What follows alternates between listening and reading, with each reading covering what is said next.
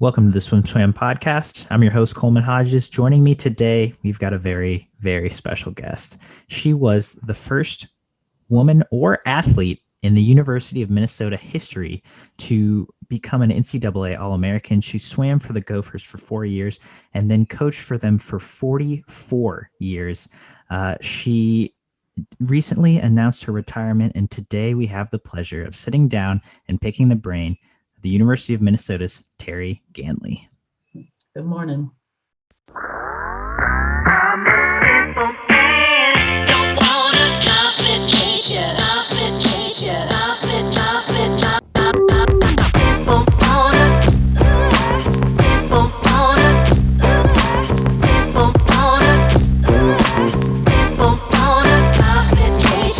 It's an honor and a privilege to be talking with you today.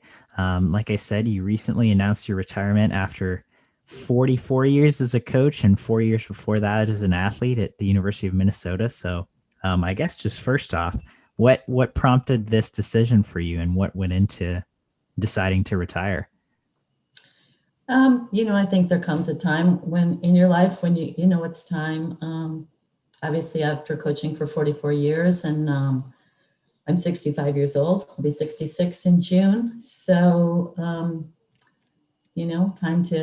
to let younger coaches take over and enjoy the experiences that I had, and really time for me to start a new journey, start enjoying weekends, maybe sleeping in till like 6 or something with, nowhere to go. So I'm the youngest in my family. I have 4 older siblings, and so want to be able to spend time with family. I have a 3-year-old granddaughter now that I want to spend some time with before she doesn't think it's so cool to hang out with grandma. So, time in life I've got my health and things are in order, so I can enjoy retirement and do some traveling. And like I say, started competitive swimming at the age of 10. So really, for the past 55, 56 years have never really had weekends off. So that'll be an adventure, I think. Saturday mornings with, staying home, and Sundays in June. That's something I'm really looking forward to, is weekends in the summer. Just never had that freedom. Absolutely. I think every swimmer can relate to that. And that sounds like a welcome journey to start. Like you said, you've been in the sport for over half a century, which is a long, long time. And I'd like to explore that journey a little bit for our listeners who aren't as knowledgeable or educated on your very long career. You started at 10, as you said. Do you remember what drew you to swimming originally, or why you stuck with it? I think it was fun. I think, when I look back even on earlier interviews when I was in college and stuff, it's like, it was always fun. And I think I always thought when it's not enjoyable, I wouldn't continue. And as any competitive swimmer or coach knows, every day is not fun, but, just the whole experience. And I think the way I started, there was a 20-yard 4-lane pool in our neighborhood that all the neighborhood kids would go and, do the open rec swim in the afternoons. And the swim team started at 5 o'clock. So it was right after open rec, I guess you would call it now, ended. And a couple of neighborhood kids just decided to try out and join the swim team. And that's how it started. 4-lane, 20-yard pool, 80 IMs were awesome. I had to count to 5 to swim 100, but it was, it was Ascension Swim Team, Ascension Swim Club, I guess it was called, a AAU team back then. It produced a number of great swimmers and coaches, certainly in the history of Minnesota. Marty Knight, Gene Freeman, Dennis Dale all came out of the Ascension program. And so it had a very storied history. People from that era were still lifelong friends. It was truly a family atmosphere. Carol Gustafson was the coach, longtime coach, certainly an educator. And yeah, that's how it started. And then, when I finished high school, there was no high school swimming for girls in Minnesota at that time. So swam club, all the way through high school, and then started at the university. And actually, my freshman year at the U was Gene Freeman's first year coaching. And so, swam for 4 years. And then right when I finished, was hired on as one of the assistant coaches. So, So that's really interesting. I from reading, I knew that you swam for and coached with Gene Freeman. I didn't realize that you guys came from the same club team as well.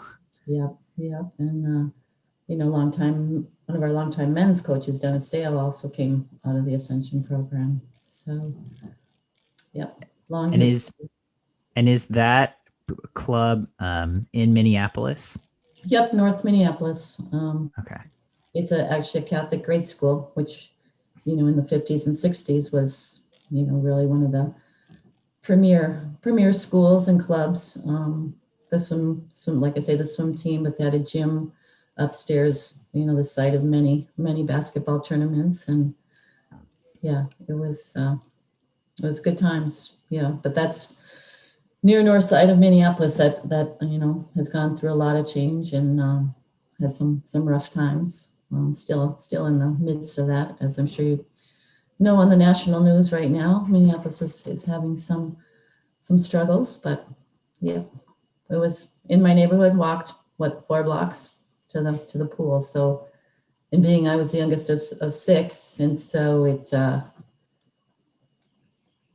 I probably wouldn't have been able to do it if it required parental driving and that sort of thing. But luxury was back then, you could walk places.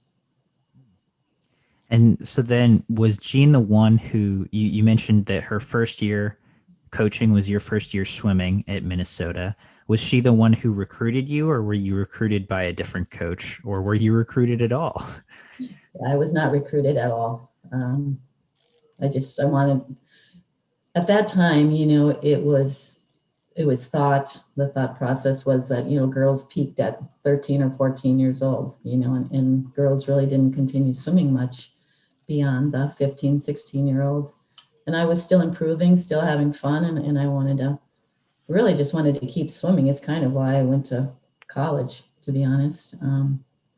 It was the first in my family really to graduate from college. It wasn't, I guess it wasn't really certainly wasn't a career goal of mine to go to college and coach, but I guess swimming brought me that career path for sure. And I mean, so then getting to swim under Gene, can you tell me a little bit about that experience? And obviously you kept improving in college. Yeah, and Gene was an educator too. I think we all kind of grew up with that with Gus, our club coach, that, and Gene certainly had the philosophy of education and life lessons, and it was really the beginning, well, obviously the beginning of women's athletics really being treated, the way we are now with Title IX was just coming in.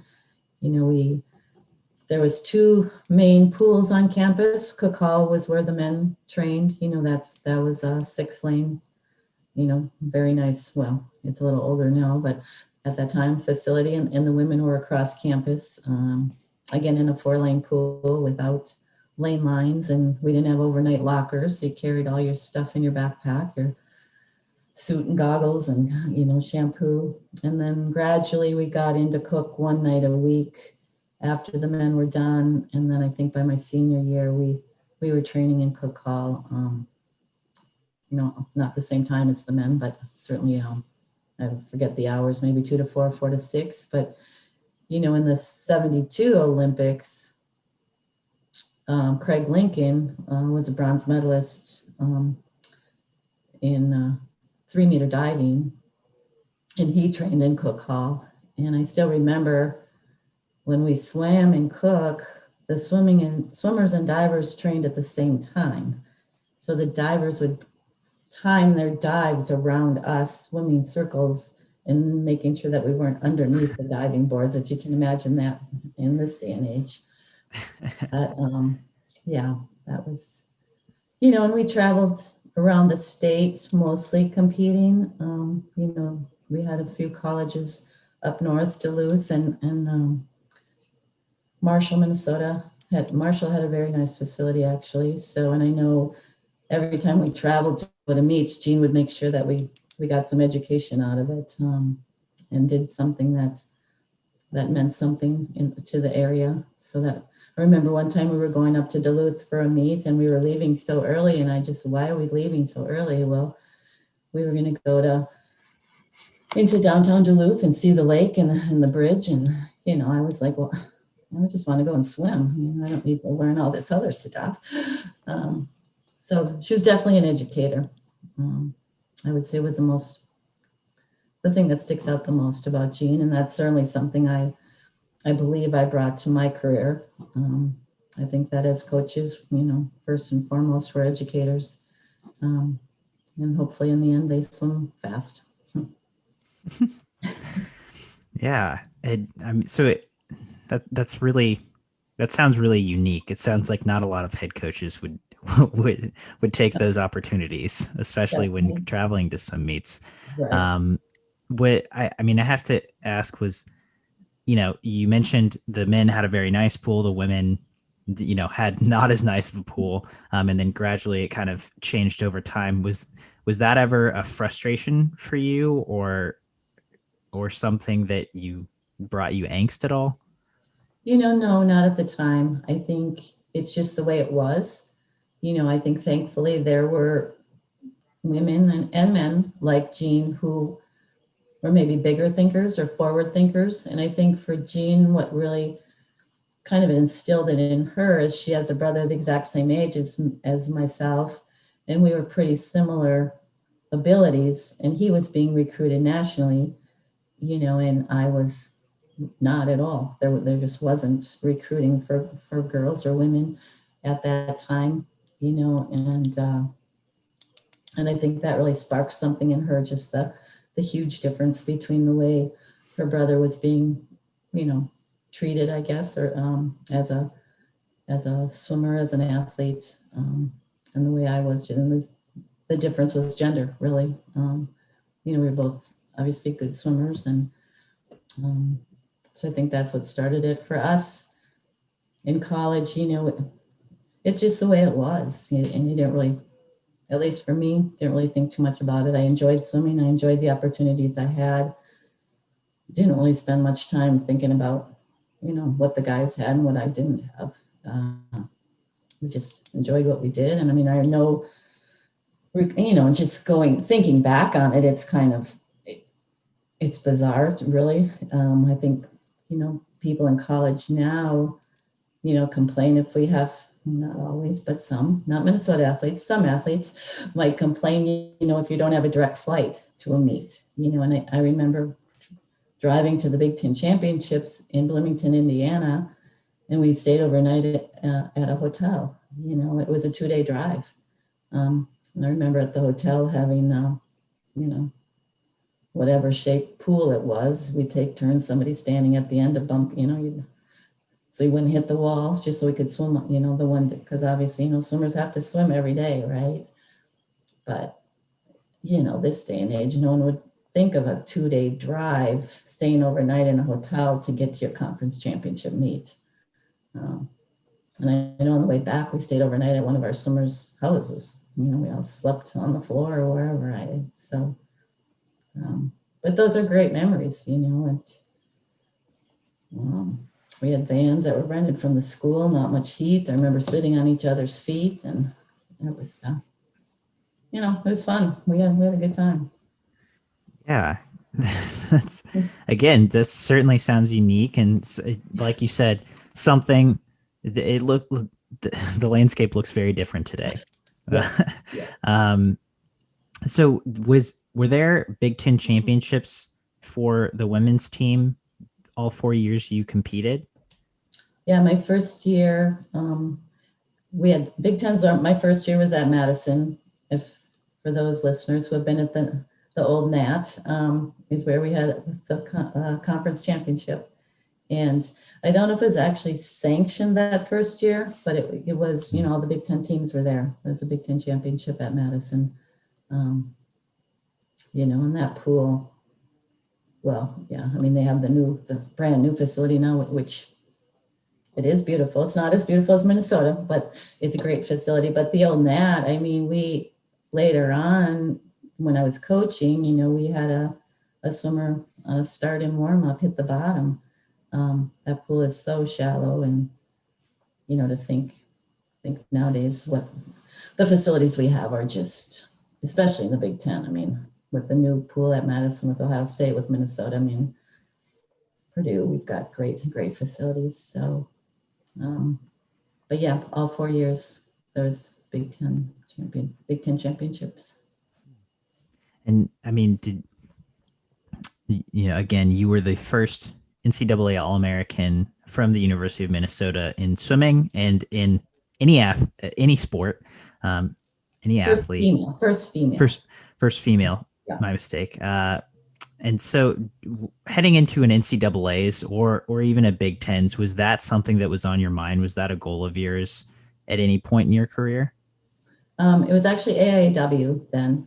NCAAs didn't come in till, I don't know, a number of years later, but we were AIAW, Association of Intercollegiate Athletics for Women, I believe is what it stood for.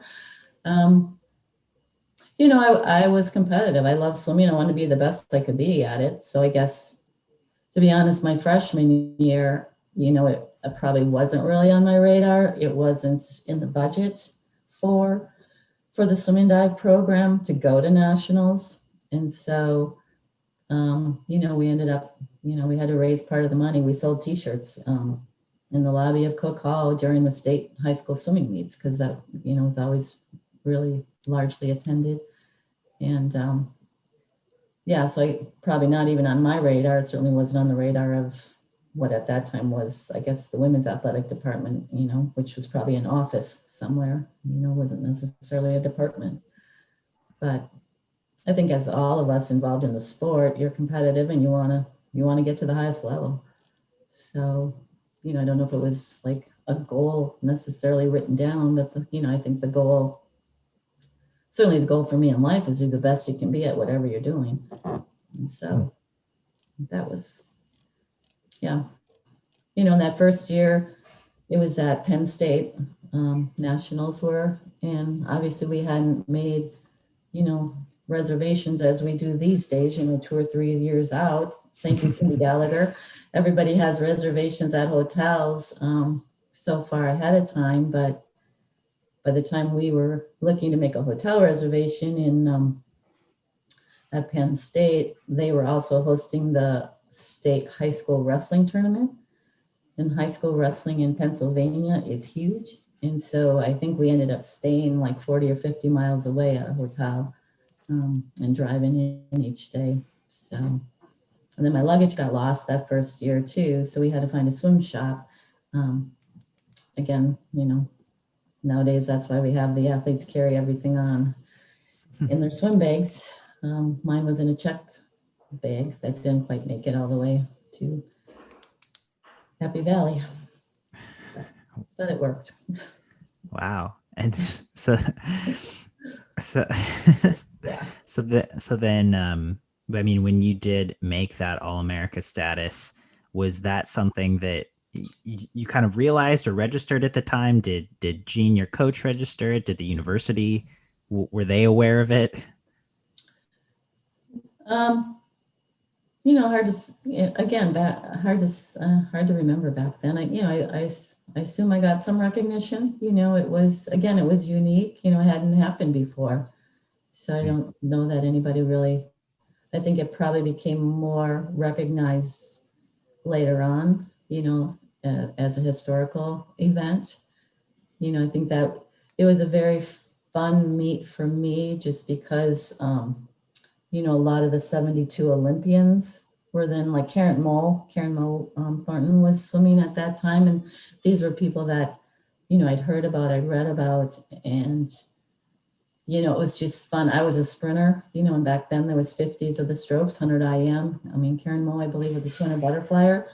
And so someone like myself could compete Mhm. in a sprint event with a 200 Olympic butterflyer. I do remember that as just seeing these people that in my mind were larger than life, but you know what, they're, as my club coach used to say, everybody's got two, well, in our sport, two arms and two legs, and, just go out there and do what you can do. It's, I think that's when you see these, Olympians, they're just human beings like the rest of us. And um, so that was a memory for me of that nationals, just having so many former, 72 Olympians there competing. And so then, after your swimming career, you went right into coaching for the University of Minnesota. Is that something that you had considered? Is that something that was even on your radar? No, not really. I mean, I was a physical education major. Um, and at that time when I graduated, there were no teaching jobs in the metro Minneapolis, St. Paul area. I would have had to move out state.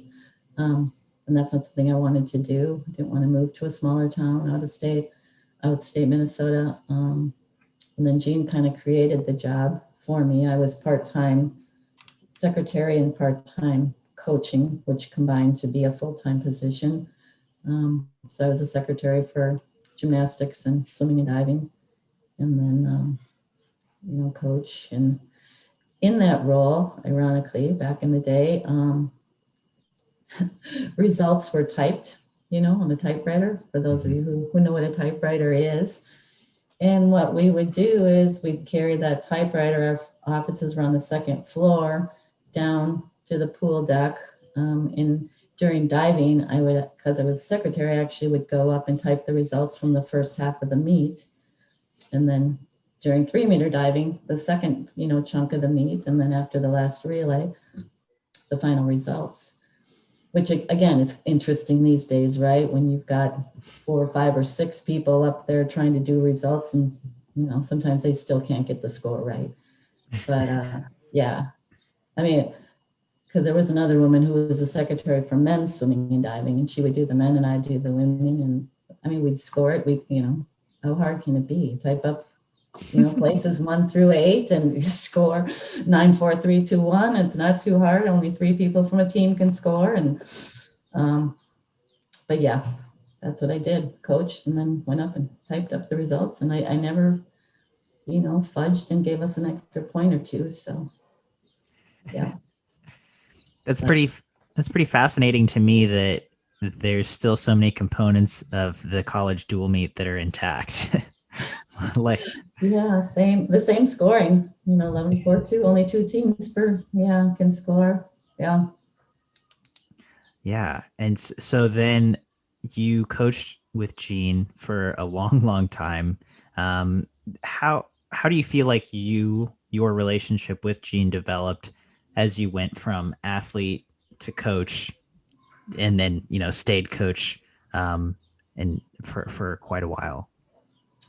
I think like with any assistant coach, I mean, we complemented each other. I think Jean, as I kind of mentioned before with the education piece, Jean was much better at fun, games and things like that. I'm much more methodical.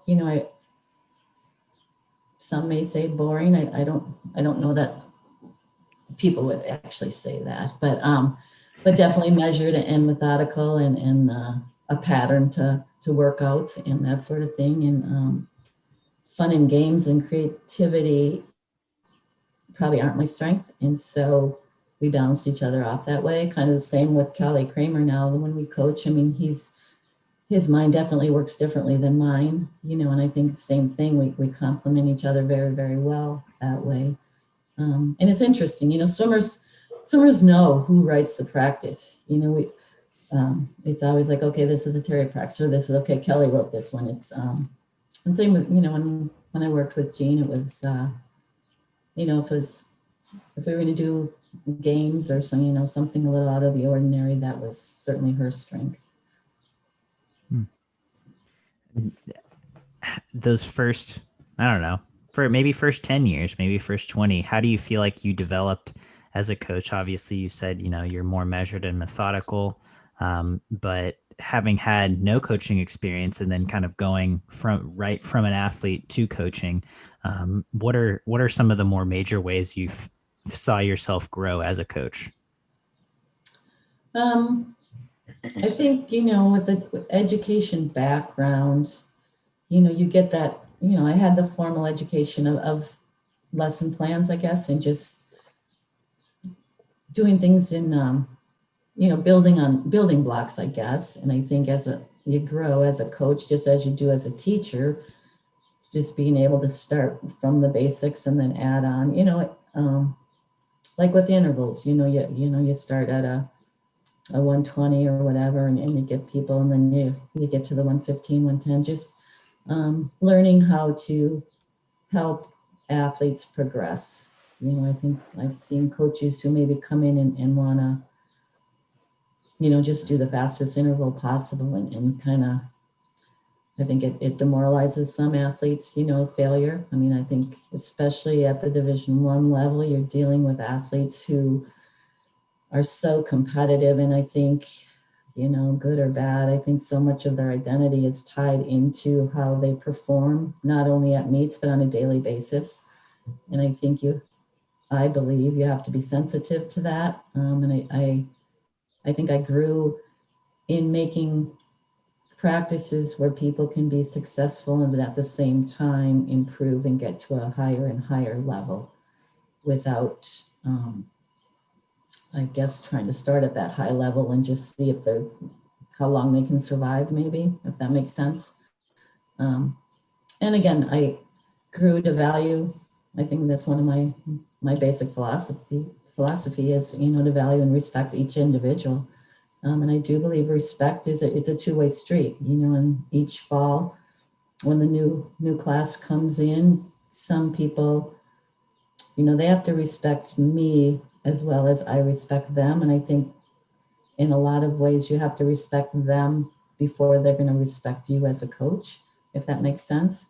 And with some of them, you have to wait. You have to look deep to find, and I don't mean this in a negative way, but to find something to respect, if that makes sense. Sometimes you're going to have first year students come in and think majority are the best on their club teams or the best athlete, from wherever they've come, and they come in thinking that they kind of, no rules are going to apply. And, but they're smart. They're definitely smart young men and women coming into college these days. And if you compliment them when it's not meaningful, they know it. And I think they aren't going to respect you. So I think you have to wait until you see something that deserves the respect, deserves the compliment. And that really, I think, develops and sets a basic, honest playing field for the relationship that you're going to develop as a coach and athlete. As you were developing as a coach, developing relationships is something I feel like I hear a lot of coaches talk about, and something that personally seems really important to me as a coach or an athlete. Um, yeah, I think you just gave a really great example of, knowing when to compliment them or comment on something they're doing well or not well. Did you find anything else that maybe did work or didn't work for developing relationships with athletes? I think honesty, and I think my personality is not one. I'm not a yeller or a screamer, or um, I think my adult son, his wife actually would say that I never really got mad or yelled, but I sure made him feel guilty a lot. Not a lot, but I mean, and I think you can develop that relationship with athletes where, I want them to be accountable to themselves. And again, I think that's something when you develop in a relationship. And I always cringe. I don't like it when an athlete said they swam for me. I say, I coached you and you swam for yourself. I don't want people thinking they're performing for me. And I think I don't know if I can put my finger on it, but for me as a coach, it's developing the relationship that they're a young adult and they're responsible for their performance, they're responsible for their life, and I want to be a part of it. But but it's not about me. If that, I don't know if that makes sense. I just talked in a circle, but and I think the relationships you developed with, for me too, it's the ones that come in and progress and succeed to the highest level. That's just it's fun. Um, it's fun to be a part of, and the disappointments too. There's young men and women who put everything into it and give everything they've got, and maybe the achievement isn't quite what they had hoped for, but also helping them realize the journey, and it's going to pay off. Maybe not in a national championship or a conference championship, but the journey and the effort and all the time that you've put in, all the people that you've met, all the experiences, those are things that are going to last a lifetime. And I think and I don't know, I haven't obviously much experience with other sports, but I think in swimming, like I say, I have club teammates that I could call up right now and they'd be there in a minute, even if I haven't talked to them in 20 or 30 years. And same with college friends. When we get together, we don't talk about going to nationals or winning, what our times were. It's the experiences that we had in college. And like I say, now at my age, I mean, we get together and we talk, marriages and babies and grandchildren and, unfortunately, disease and cancer and all of that. So these are people that when I don't think you realize when you're in the recruiting process and, all the stuff that we're doing nowadays, talking to 15-year-olds, that the college that you choose and the people that you spend those 4 years with really are going to be your lifelong friends. And I don't think Minnesota is unique. We also have a lot of, relationships that turn into marriage and children. So, it's a huge, huge turning point in your life of where you go to college and where you swim, I believe. Well, I know it is. And a big part of that is the coaching staffs that you at those schools. I think Minnesota's been a little unique in the continuity of coaches that we've had. Obviously for me, been there a while. So it's been great, and even the professional relationships, this last NCAAs, I mean, just all the people, and all the people I've heard from, the Greg Troys, the Cindy Gallagher's, the Kathy Wright Eager, you just, so many friends, and on the pool deck. And I think the Big Ten Conference especially is, it's been a conference of respect, with Jim Richardson and Jim Montrella. And we just had some great people in the conference, obviously Dan Ross and John Cleany. I mean, it's Sue Nowitzki. I mean, it's a great conference, and watching Mike Bottom coach women is always, entertaining.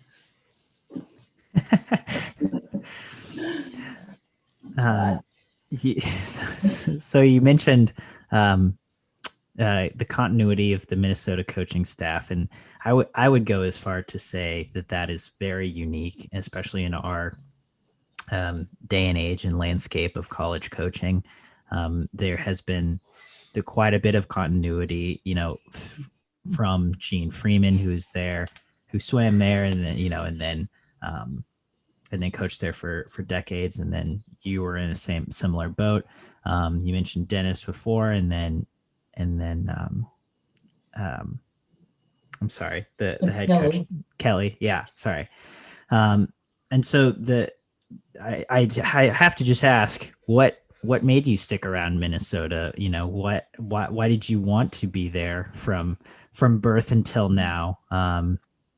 What made it so special that you ended up coaching there for 44 years? Minnesota's my home.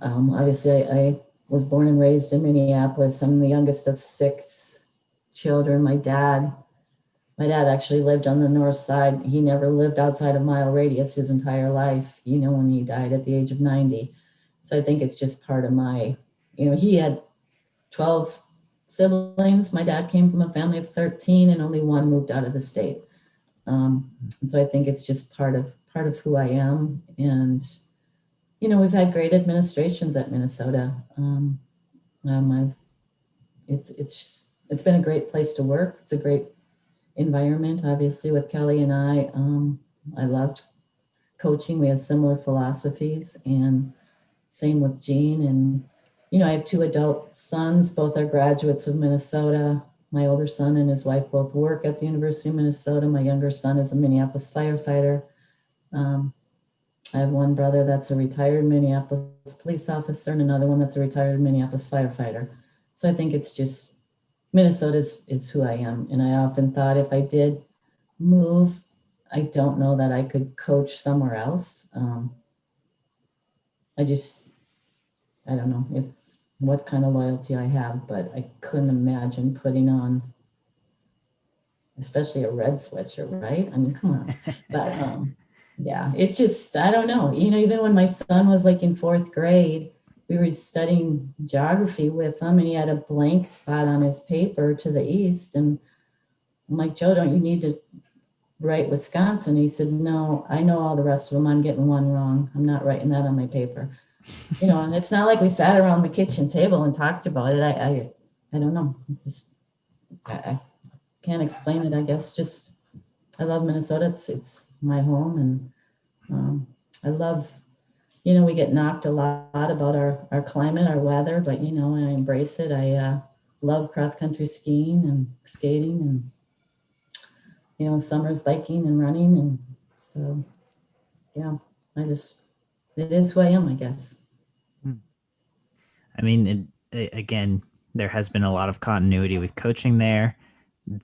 Do you, maybe you don't know anything else, but there are so many coaches who just go from place to place and, after 1 or 2 or 3 years. And I mean, do you feel like you've really gotten to know the people you coach with and really develop maybe a deeper relationship than other coaches you've come into contact with through Minnesota that are only there for a short while?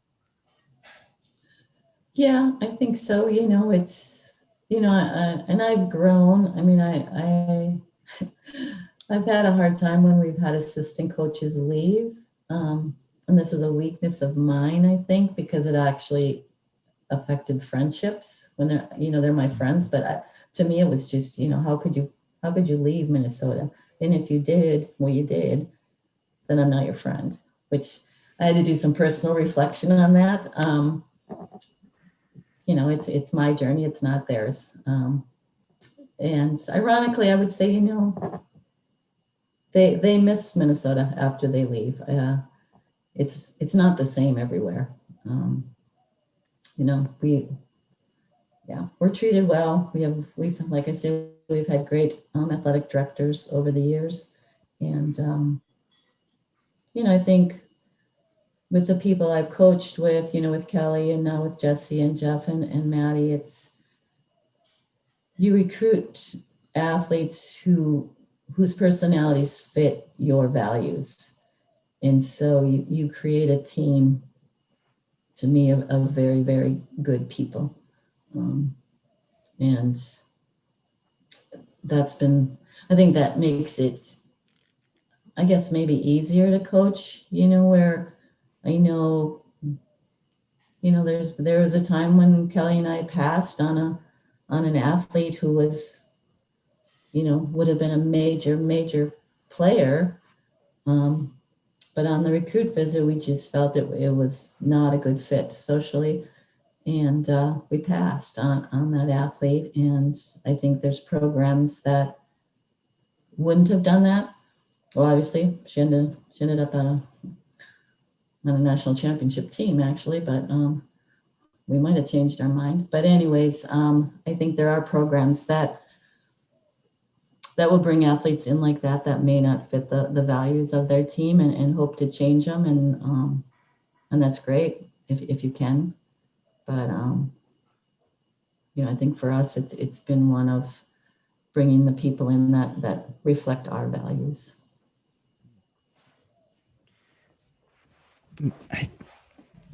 I think that makes a lot of sense. And uh, like you said, I think some programs would act differently or take a different course of action. But you know, it seems like as Minnesotans, you know who you are and you know kind of what you're looking for. Yeah.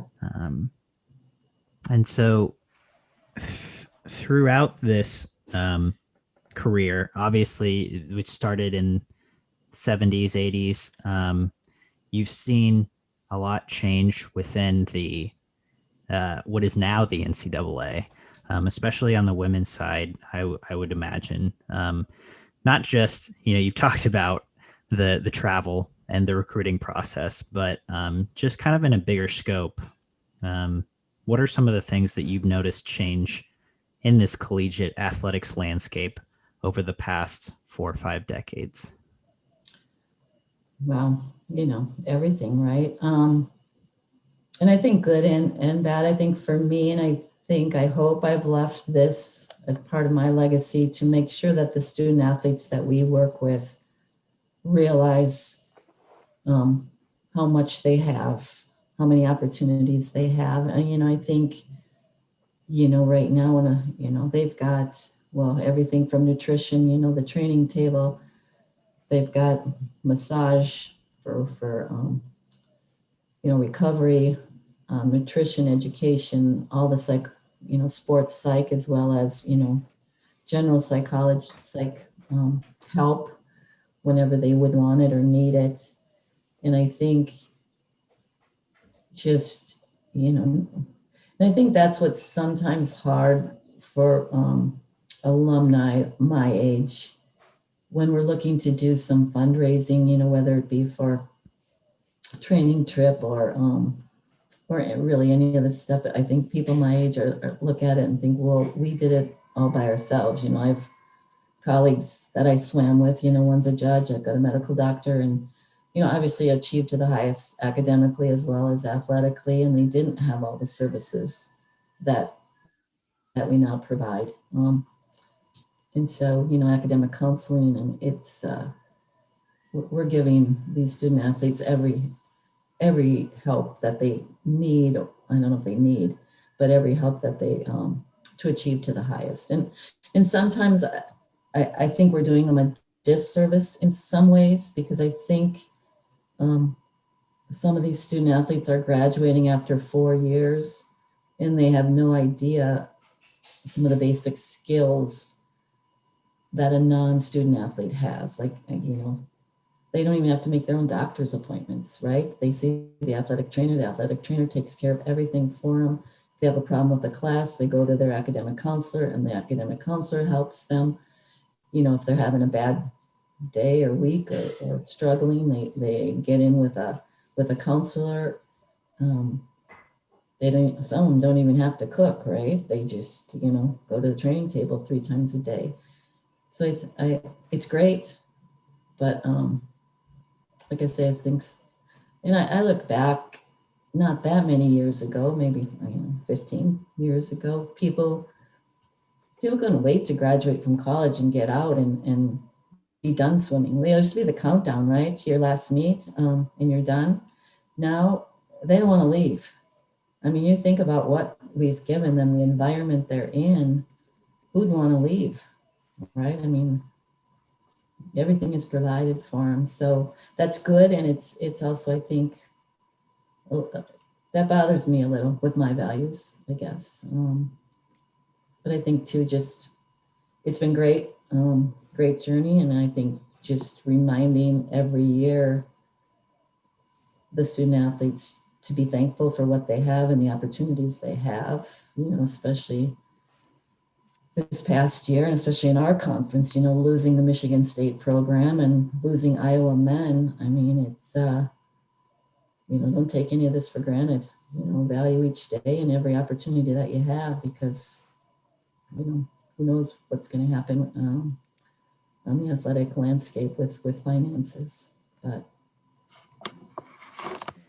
This year has been much different than any other year with the COVID-19 pandemic. As this was your last season, were there things that stood out to you or that, you'll really remember, you think, moving forward just about this last season for you? Yeah, this it was a rough, obviously, year to coach. We're still under the restriction of 2 per lane, opposite ends of the pool, and coaching with a mask on.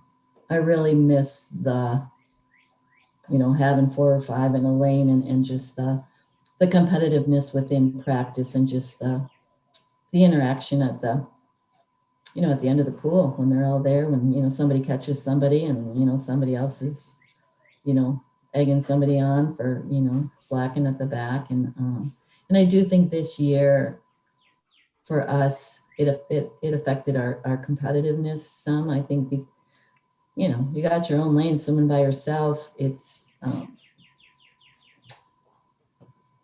you don't have that. I don't know if it's pressure necessarily, but certainly, if you've got somebody 5 seconds behind you, you don't slack at all. But if you're just there by yourself, but yeah, the team handled it well. They were looking so forward to competing finally, in February, and the fact that we were able to have a Big Ten championship and an NCAA championship obviously was great. And, to come away from those 2 meets with four national titles, I probably couldn't have written it any better, right? With Sarah Bacon winning the 1 and 3 meter boards, and then Max McHugh winning the 100 and 200 breaststroke. It made being in Greensboro, North Carolina for 2 weeks worth it. Sort of. Beautiful facility. Greensboro in 2 weeks is a lot, but like you said, national titles both weeks seems like a good way to go out.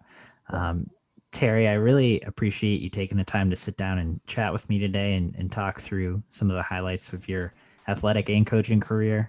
Before we sign off today, any parting thoughts? No, I just, I guess thank you to the swimming community, and certainly value each and every individual that has crossed my path professionally, whether as a student athlete or as a coach. It's been, I couldn't have asked for a better career. Great people.